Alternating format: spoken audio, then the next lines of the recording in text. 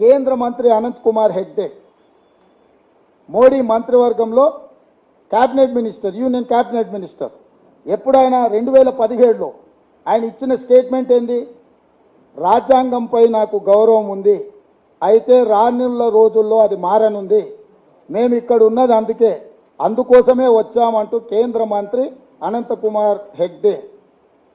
అంటే మేము వచ్చిందే రాజ్యాంగాన్ని మార్చడానికి, మేము ఇక్కడ ఉన్నదే రాజ్యాంగం మార్చుతాం, తొందరలోనే రాజ్యాంగం మారుస్తామని, రాజ్యాంగాన్ని మార్చడానికే వచ్చామని అనంత్ కుమార్ హెగ్డే నరేంద్ర మోడీ గారి మంత్రివర్గంలో ఉన్న మంత్రి 2017లో స్టేట్మెంట్ ఇచ్చిండు.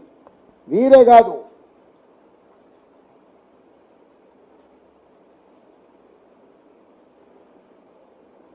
Speaker Sumitra Mahajan, Lok Sabha speaker 2014 to 2019 వరకు ఉన్న లోక్సభ స్పీకర్, రిజర్వేషన్